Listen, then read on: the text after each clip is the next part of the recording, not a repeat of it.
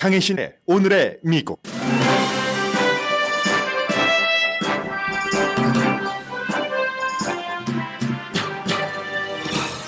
8월의 일자리가 18만 7천 개가 늘어났고 실업률은 3.8%로 조금 올라갔습니다. 연방준비제도가 지금의 이자율을 유지하고 인플레이션 상태를 지켜볼 수 있다는 전망이 나옵니다. 노동절 연휴가 시작됐습니다. 뉴욕시가 드론으로 야외 파티를 모니터링할 계획을 발표하자 사생활 침해라는 비난이 나왔습니다. 노동절 연휴에 바이든 대통령은 허리케인 피해 지역인 플로리다주를 방문합니다. 마이애미 헤럴드는 허리케인이 정치 분열에 다리를 놓을 수 있다는 제목의 사설을 오늘 실었습니다. 오프라 윈프리와 영화인 더 락은 $1,000만 기금을 내놓고 하와이 산불 피해 주민을 돕기 시작했습니다. 어린이가 소셜미디어 어카운트를 가지려면 소셜미디어 회사가 나이를 확인하고 미성년자의 부모 동의를 받아야지 되는 알칸소주법을 연방 판사가 임시 중지 판결을 내렸습니다. 미성년자의 성인용 콘텐츠 접근을 막기 위해 웹사이트가 사용자의 나이를 확인하고 경고하도록 하는 텍사스법 시행도 또 다른 연방 판사가 막았습니다. 두 케이스 모두 표현의 자유에 위배된다는 판결입니다. 주일 미국 대사가 후쿠시마 식당에서 사시미 먹는 모습을 공개하면서 일본 생선이 건강에 위험하다고 과장 주장을 하는 중국에 펀치를 날렸습니다. 여러 의미가 담겨 있고 한국도 주시해야 할 포인트입니다. 여러분 안녕하십니까? 오늘의 미국 강혜신입니다. 헤드라인을 여러분들께 불러드리다 보니까 정치적인 헤드라인이 빠졌습니다. 여러분과 제가 이제 오랫동안 같이 방송에서 만났기 때문에 더군다나 대선 기간인데 정치 뉴스가 빠질 리는 없고요. 내용으로 여러분들께 보도를 해드리겠습니다.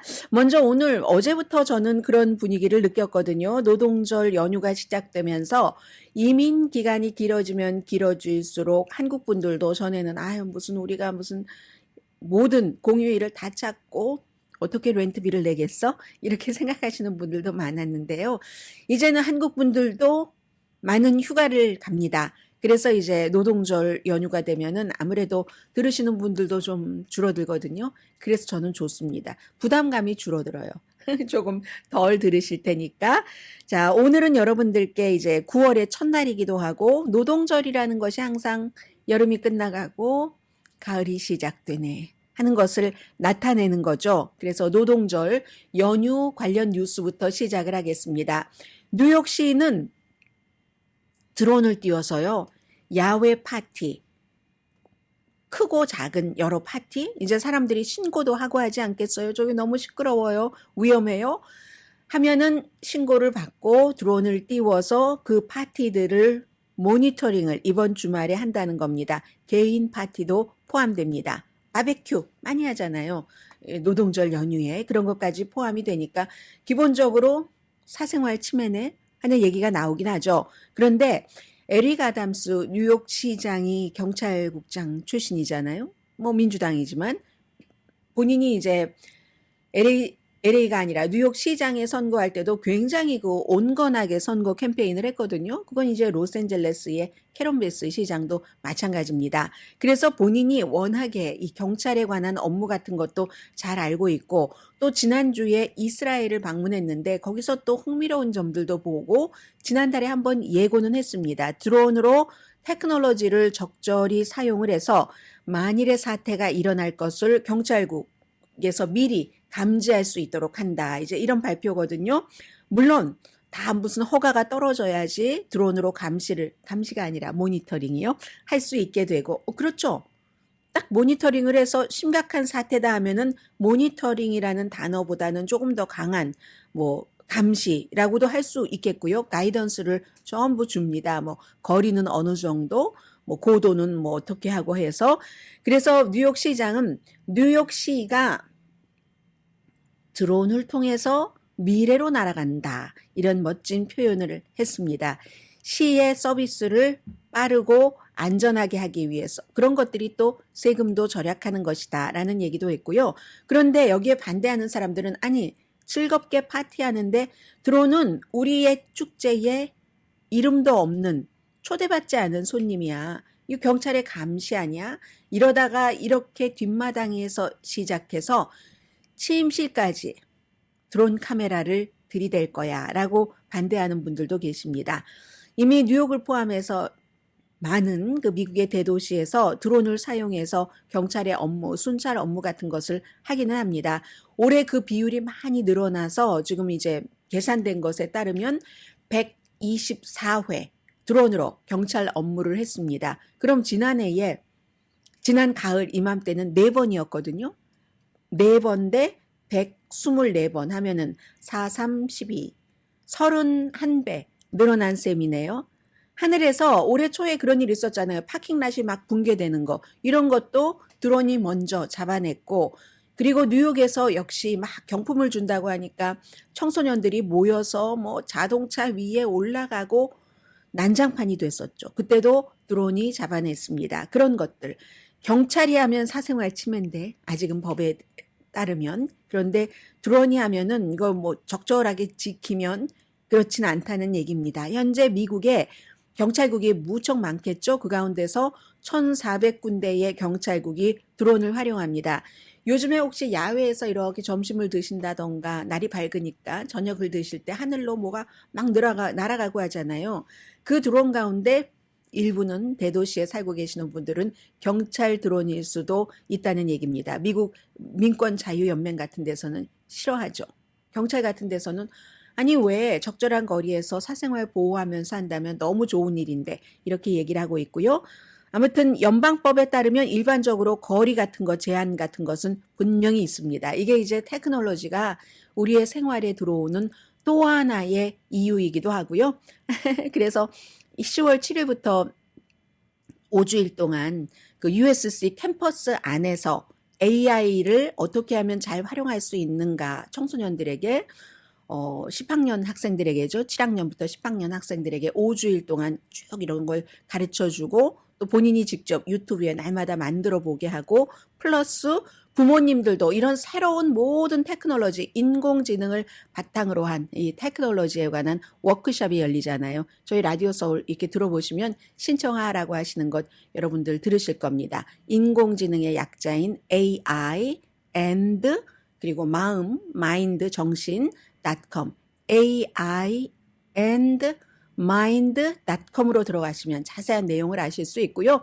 여러분이나 여러분의 자녀분이나 이런 모든 것들이 이젠 전부 아무리 반대가 있어도 경찰 업무도 AI를 이용한 이런 드론 테크놀로지를 포함해서 많은 세상으로 갈 겁니다. 그러니까 뉴욕의 시장이 드론을 이용한 뉴욕시가 미래로 향해서 날아간다고 얘기를 하잖아요. 그런 드론을 포함한 모든 것을 응용할 수 있는 인공지능 워크숍 여러분들 관심 있으신 분들은 신청하시기 바랍니다. 그리고 지난번에 USC의 그 홍영권 교수가 인터뷰하는 도중에 얘기해 주셨잖아요. 부모님들을 위해서도 한번 쫙 이렇게 이 인공지능의 미래가 어떻게 될 것인가를 알려주신다고.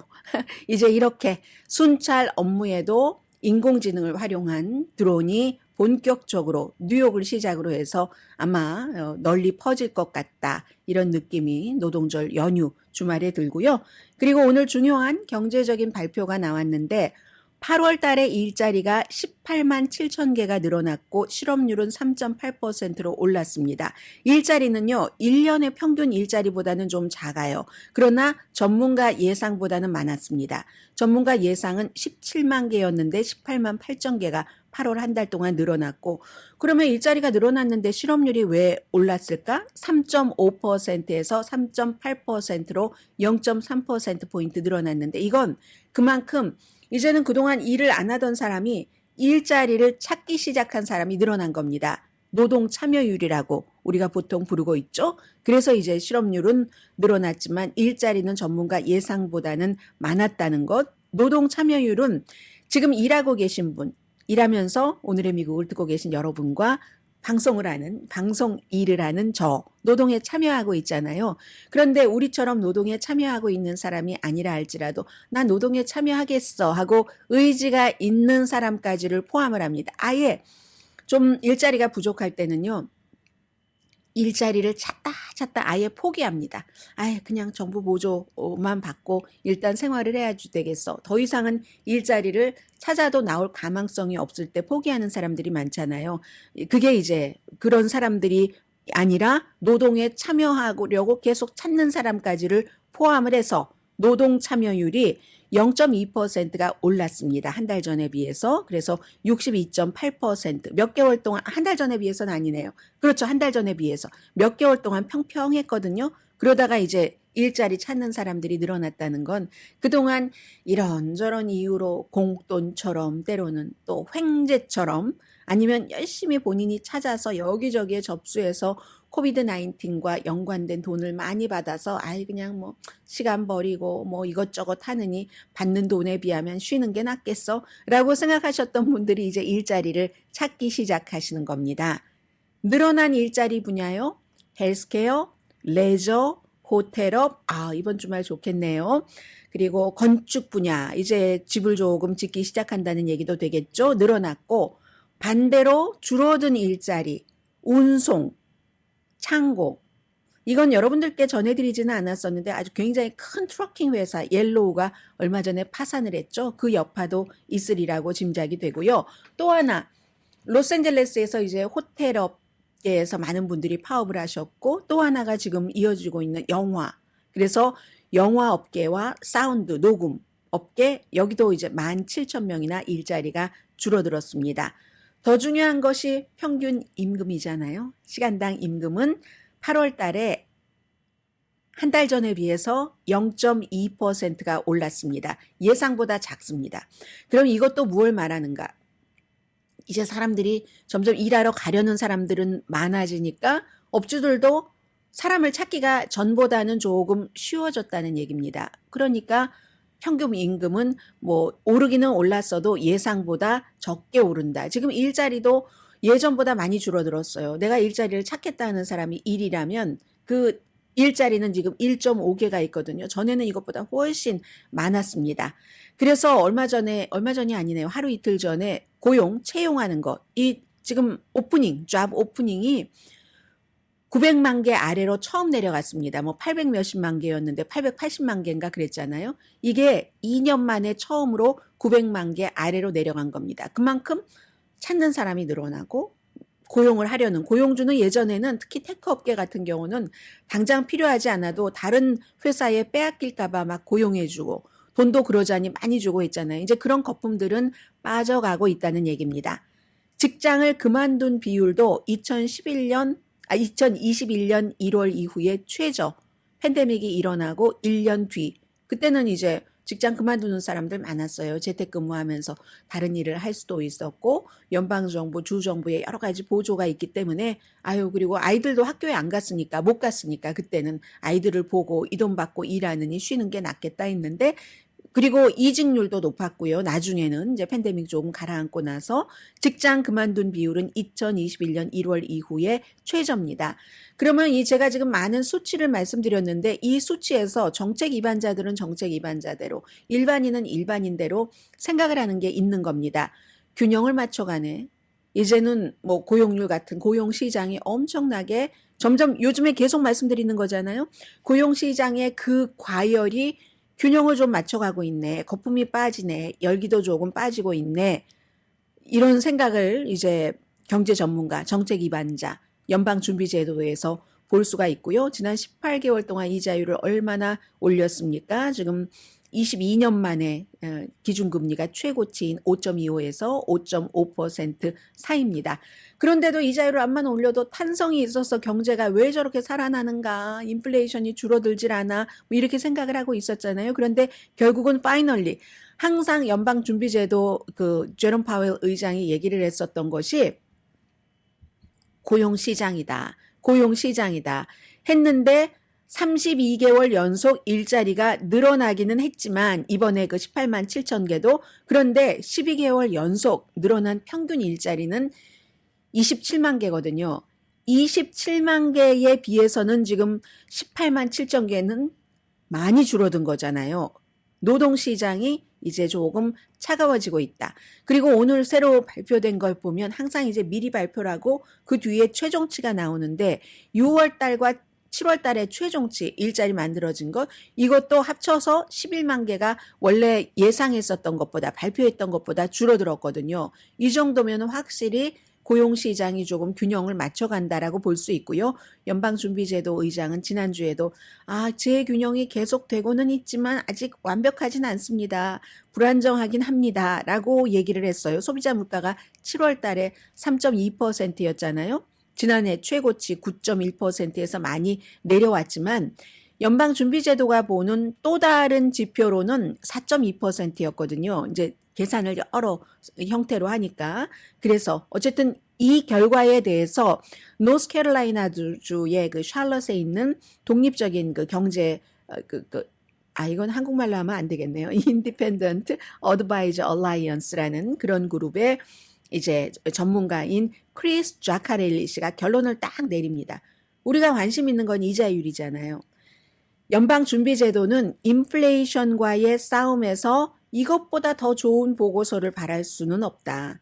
지금 경제는 그나마 확장이 되면서도 노동시장도 조금 냉각될 수 있다. 그렇다면 연방준비제도는 9월 달 말에 이자율을 올리는가 마는가를 결정하는 회의를 하잖아요.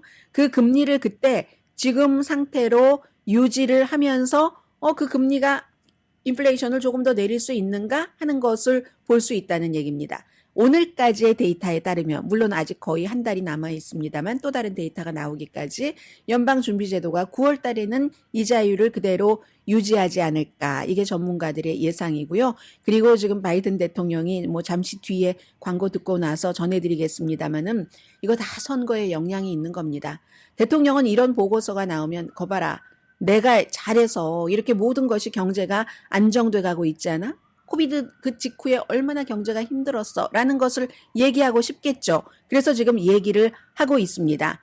그러나 공화당은 아직도 또 얘기하고 싶은 것이 인플레이션이 얼만큼 지금 대단해 라고 얘기를 하는 거죠. 그래서 바이든 대통령이 저렇게 백악관에서 지금 얘기를 하고 있는데 바이든 대통령의 얘기가 들리질 않고 있네요.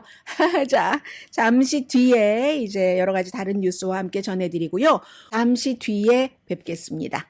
라디오 서울 방송 오늘의 미국 듣고 계십니다. 제가 헤드라인에서 지금 일본의 주1 미국 대사가 중국의 그 후쿠시마 이제 오염수 방출 이후에 여러 가지 내용에 대해서 말씀을 드렸더니 김 선생님께서 중국의 과장의 주장에 펀치를 날렸다.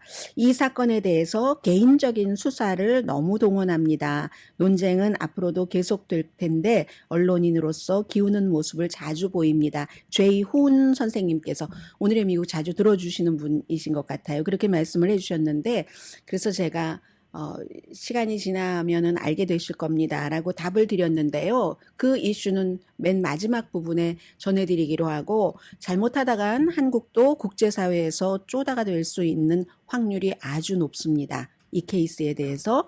논란이라는 것은 항상 논란이야 만들면 논란이 될 수 있는 거죠. 그러나 기본적으로 이 세상에 완벽한 과학과 이런 결론은 없습니다만 다른 많은 나라에서 그것을 결론을 내린 것을 인정을 하고 미국을 포함해서 그랬을 때는 그만한 이유가 있다는 겁니다. 그리고 무엇보다도 중국이나 한국이 지금 이 문제를 국민의 건강이나 과학보다는 실제적으로 중국도 지금 일본이 미국에 가깝다고 정치적으로 그렇게 압박을 하는 거잖아요. 오늘 미국 언론에 보면은 중국 사람들이 젊은 학생들이 막 시위하고 엄청나게 그것도 이제 음모론까지 거기에 이제 들어갑니다. 뉴욕타임스에 보면 저는 그 내용까지는 전해드리려고 하지 않았고요. 왜냐하면 음모론이니까. 그 정도의 그런 사진 이런 걸 보면서 세계 사람들은 뭐라고 하냐면요. 중국 학생들 똑똑한 애라고 생각하지 않습니다. 중국 젊은 학생들인데도 참 안 됐다. 그 정권에 공산당의 선동 이런 것에 속아서 젊은인데 아주 속이 좁게 민족주의적인 시각을 갖고 있구나 이렇게 생각을 하거든요. 그 내용은 잠시 뒤에 전해드리겠고 그리고 다소 오늘 방송에서 불운하게도 제가 아무리 해보려고 했습니다만 저 텔레비전이 연결이 안 돼요. 그래서 지금 바이든 대통령이 무슨 말을 하는지 제가 알 수가 없지만 바이든 대통령은 분명히 내가 잘했다라고 얘기를 할 겁니다. 이런 것들도 정치적인 캠페인이죠.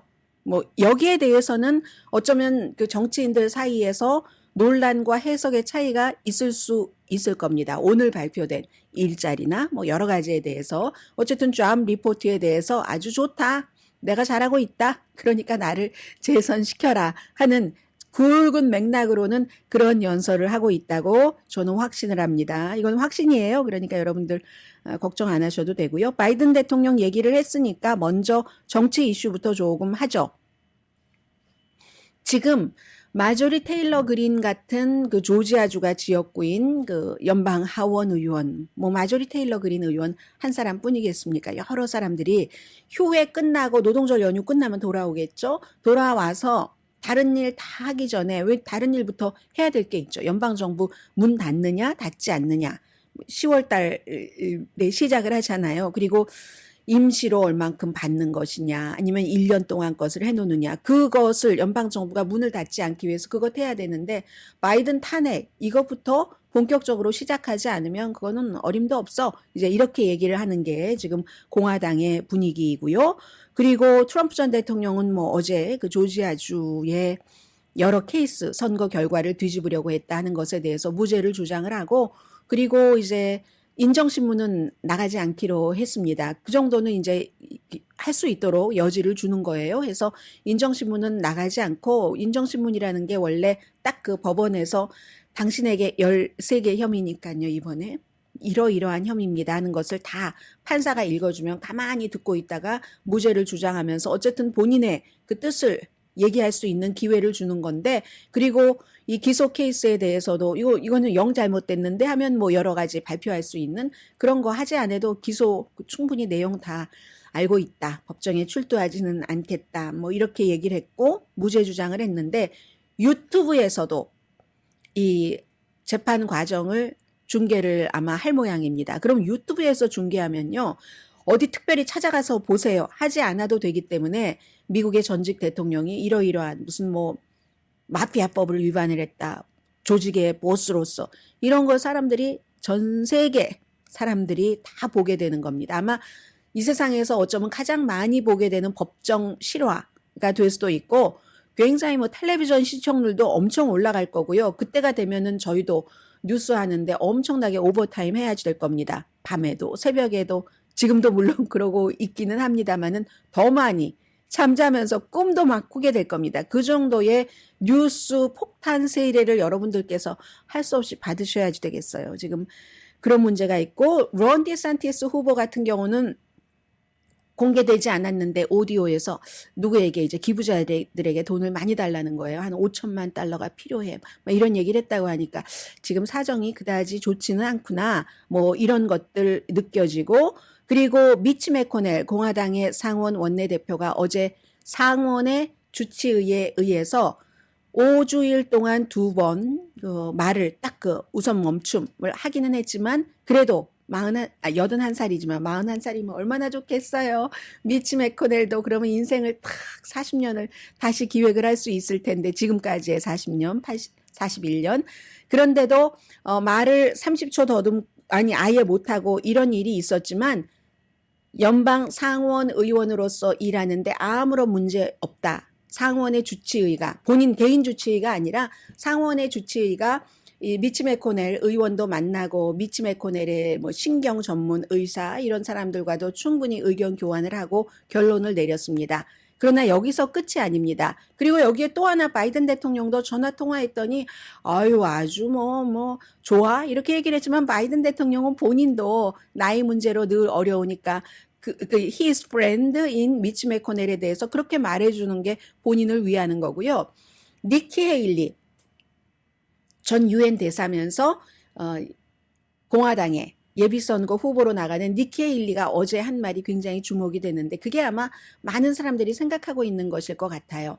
니키 헤일리가 정말로 미치 매코넬 그 공화당의 연방 그 상원 대표는 훌륭한 일을 많이 했고 그 훌륭한 일을 한 것에 대해서 그 공에 대해서 칭찬을 받을 만한 충분한 자격이 있습니다. 그런데요, 사람은 떠날 때를 알아야지 됩니다. 뭐 이런 얘기를 하더군요. 떠날 때를 뭐 알아야지 된다. 뭐 이런 얘기를. 이게 아마 대체적인 사람들의 생각이 아닐까라고 여겨지고요. 미치 베코넬이 떠나가면은 그러면은 이제 또 이것도 역시 2024년도 그 대선이라든가 여러 가지에 너무 많은 영향을 미친다 하는 점에서 중요하고, 또 하나는 프라우드 보이즈라고 굉장한 그 무장 단체, 뭐 극우라고도 표현하는 게 맞겠죠. 극우 단체의 리더들이 지금 한 사람 한 사람 1월 6일 의사당 폭동 사건에 대해서 그들이 한 일에 대해서 선고 공판에서 어제는 한 사람이 17년 징역형을 선고입니다. 이거 구형은 검사가 33년 했었거든요. 그리고 이 사람은 그 빅스라는 라스트 네임인데, 이 사람은 재판 도중에 늘 그 사죄하고 어떤 때 눈물도 보이고, 본인이 물론 그 프라우드 보이즈의 리더였고, 그리고 가장 음모론을 많이 쏟아내는 인포월즈에서도 일을 한 사람이에요. 알렉스 존스의.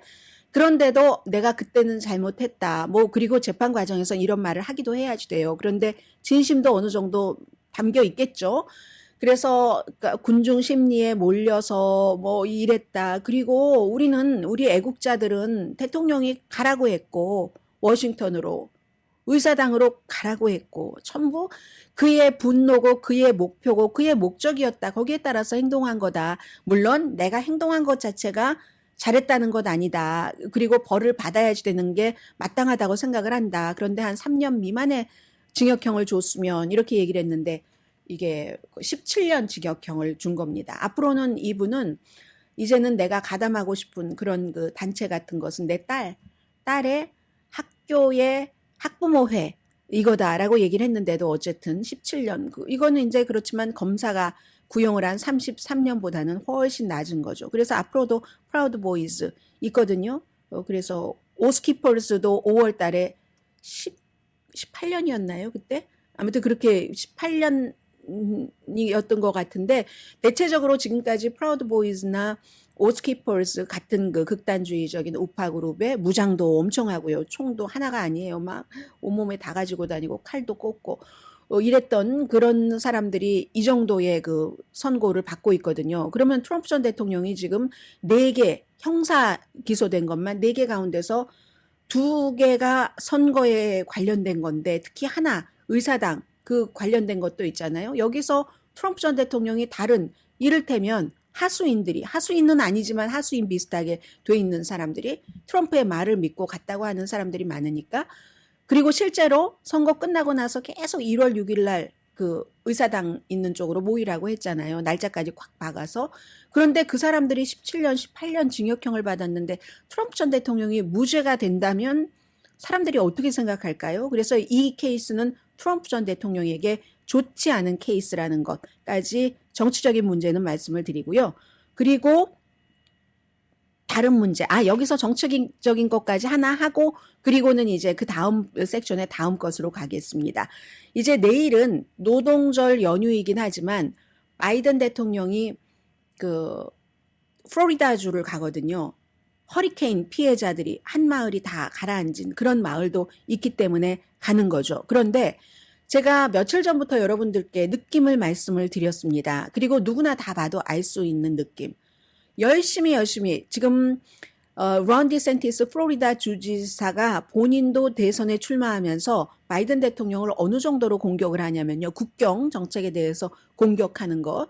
당연히 론 디센티스 후보로서는 공격할 수 있는 거고요. 본인이 완전 반대의 의견을 갖고 있는 또 반대당의 예비선거 후보니까. 그런데 심지어는 내가 대통령이 되면 워싱턴에 가서 목을 쳐내겠다. 이런 표현까지 했거든요. 굉장히 과격한 표현까지 했거든요. 그런데 바이든 대통령이 목요일에 론 디센티스에게 전화를 걸었다는 것 아니겠습니까?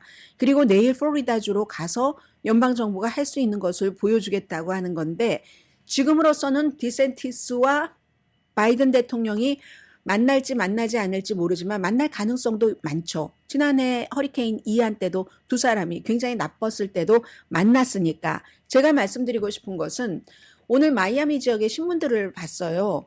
이런 때는 이제 사설들을 쓰니까 마이애미 헤럴드의 플로리다주의 신문들을 봤더니 가장 많이 보는 신문인 마이애미 헤럴드가 사설에서 허리케인 이달리아가 정치 분열에 다리를 놓을 수가 있네. 두 사람에겐 허리케인이 다리였어. 정말 두 사람이 대화를 하는 드문 순간이다. How nice. 정말 좋네요. 이렇게 표현을 했습니다. 마이애미 헤럴드가.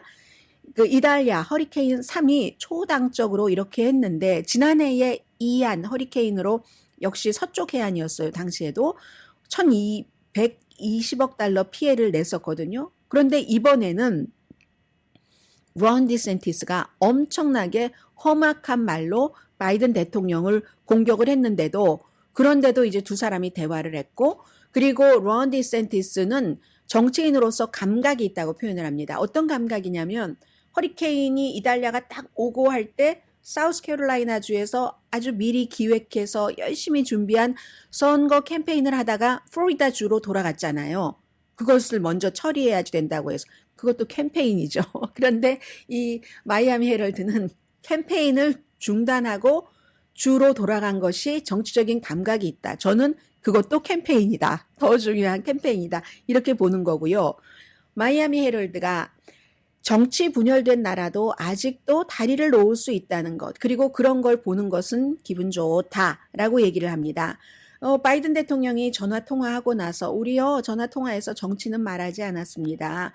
그게 또 정치이기도 하죠. 이 론 디센티스 주지사가 내가 지원해준다 뭐 이런 것을 아주 진심으로 판단을 믿고 진심으로 받아들였고 나도 주지사가 지금 주민을 도우려고 하는 것을 진심으로 믿고 있다. 이런 얘기를 했다는 것도 전했고요. 아무튼 바이든이 디센티스 주지사를 만나면은 바이든 대통령으로서는 만나고 싶어 할 것 같아요. 디센티스 후보로서는 어떨지 잘 모르겠습니다. 그래서 디센티스와 바이든 대통령이 의심할 것도 없다. 이 재앙을 정치적으로 활용할 것이다. 그게 정치인입니다. 그리고 그게 정치인이 하는 일이고 이렇게 표현을 했어요. 디센티스는 지금 낮아지고 있는 지지율을 이 재앙을 어떻게 마무리하느냐. 그러려면 연방정부의 돈도 필요합니다. 지원도 필요합니다. 그걸 보여줄 수 있는 능력이죠. 얼만큼이나 연방정부의 도움을 가져오느냐. 그 기회이고 바이든 대통령은 연방정부의 힘을 보여줄 수 있는 기회라는 겁니다.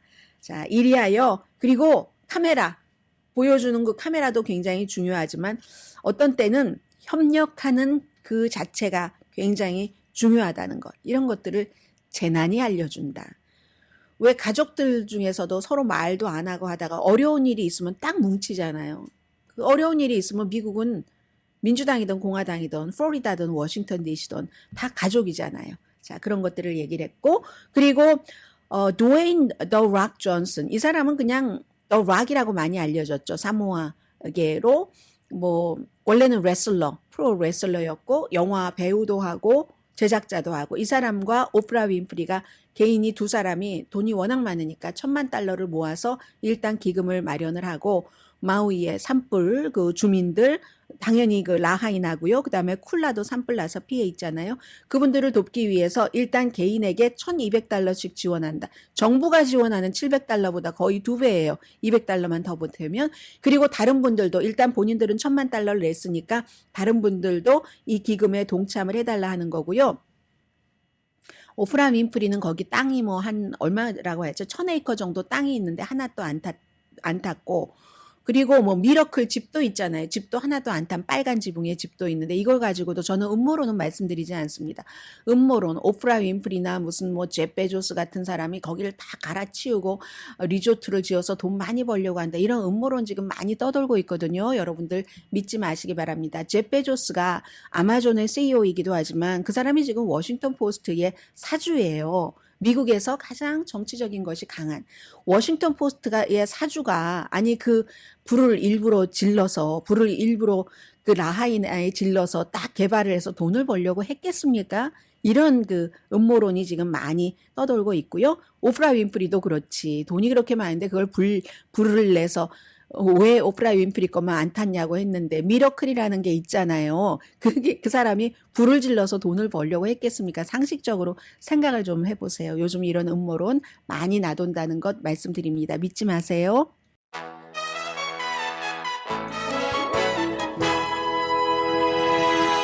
라디오 서울 방송 오늘의 미국을 노동절 연휴에 듣고 계십니다. 노동절 연휴 여러분들 유튜브 많이 보실 텐데요. 이 케이스는 유튜브는 빠졌네요. 왜냐하면 수익이 얼마큼 이상 되는 그런 것이기 때문에 지금 알칸소와 텍사스주의 두 가지 케이스를 말씀을 드리겠습니다. 먼저 알칸소에서는 오늘부터 시행할 예정이었는데 어제 연방판사가 시행 중지 명령을 내렸습니다. 어린이가 소셜미디어 어카운트를 가지려면 나이를 확인하고 소셜미디어 회사가 그리고 보호자의 동의까지 확인을 해야지 된다 하는 것을 임시 중지해라.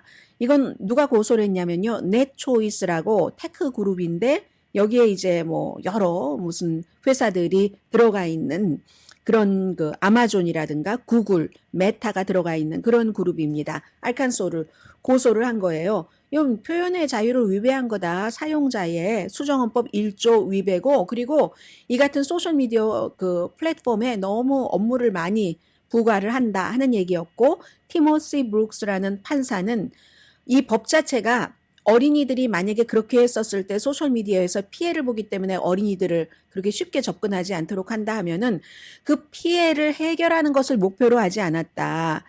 그러니까 주정부가 어린이들을 보호하기 위해서 그러면 어린이들의 피해를 줄일 수 있는 규제를 만들어라. 그 규제를 만들기 위해 추가 연구도 필요한 것 같다라고 결론을 내렸습니다.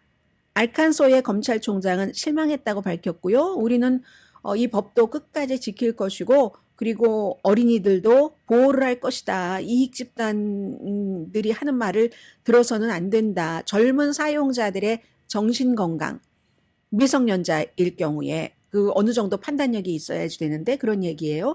그래서 미성년자의 소셜미디어 접근을 제한하거나 뭐 부모님들 동의가 있어야지 되고 하는 것이고 그리고 여기에 대해서 이런 테크 업계가 속해 있는 넷초이스라는 그룹은 영원히 이 법이 폐지되길 원한다. 계속 앞으로도 가야지 되니까 법적인 싸움 하는 것이 되고요. 그래서 지금 어떻게 될지 모르겠습니다. 아무튼 그리고 텍사스 법도 시행 중지 명령이 내려졌는데 또 다른 판사에 의해서 이 텍사스는 웹사이트가 사용자의 나이를 확인해야 되는데 역시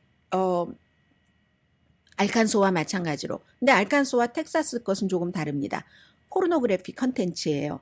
이 포르노헙이라는 그 폰그헙이라는 약자로 그 회사가 고소를 한 겁니다. 그런 그 성인물의 어린이들이 접속하지 못하도록 막기 위해서 나이를 확인을 해야 된다. 그 사이트가. 그랬더니 당연히 여기서도 표현의 자유 위배다. 성인업 영화업계에서 엄청 반대를 했죠. 그리고 막 단체들이 막 모여서 그랬는데 이번에는 데이빗 엔저라는 그 판사가 역시 위헌이다. 추가 명령이나 최종 판결이 나올 때까지는 시행 금지해라. 왜냐하면 이 사이트들 자체가 어린이에게 맞춤형이 아니기 때문에 이 사이트에 접근하려는 성인과 또 이 회사의 표현의 자유를 위배한다라고 얘기를 했습니다. 물론 텍사스주가 어린이들이 이렇게 그 포르노 콘텐츠에 접속을 해서 뭔가 피해를 받는다는 것을 보호하기 위한 목표가 있다는 것 알고 그 같은 목표는 합헌이다.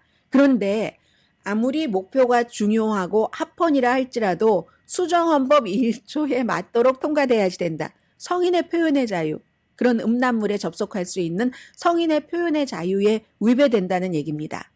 이 법은 6월 12일에 텍사스의 뭐 그렉 에버트 주지사가 서명을 했거든요. 뭐 18살 미만일 경우는 그렇게 꼭 나이를 확인을 해야지 된다. 그리고 또 하나 다 있었네요. 보건국이 딱 그 경고를 하는 사인까지 붙여야지 된다는 거예요. 이러한 그 내용으로 인해서 컨텐츠로 인해서 뭐 매춘이라든가 어린이 성매매 같은 것이 늘어날 수도 있다 하면 사람들이 기분 나쁠 수 있잖아요. 아무튼 그런 거. 근데 이게 텍사스뿐이 아니라 루이지아나, 알칸소, 미시시피, 유타, 버지니아도 지금 비슷한 법이 있고 계속 소송은 이어지겠죠. 텍사스 검찰총장은 아직까지는 노 코멘트네요.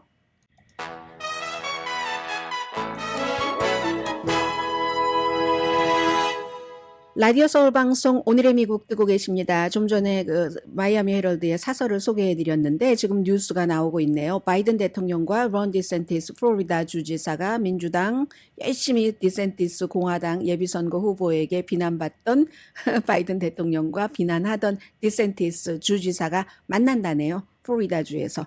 두 사람 다에게 윈윈인 것 같아요. 주민들에게도. 그리고 지금부터 시간이 많지는 않은데 램 이마뉴엘이 전에 오바마 때 백악관 비서실장을 했고 시카고 시장하다가 지금은 주1 미국 대사로 있습니다. 어제 그 후쿠시마의 한 그 도시에 가서 식당에 가서 사시미 먹는 모습을 쫙 이렇게 해서 지금 세계 언론에 다 이 사진이 퍼졌거든요. 그 도시의 시장과 함께 일본 어민을 지지한다.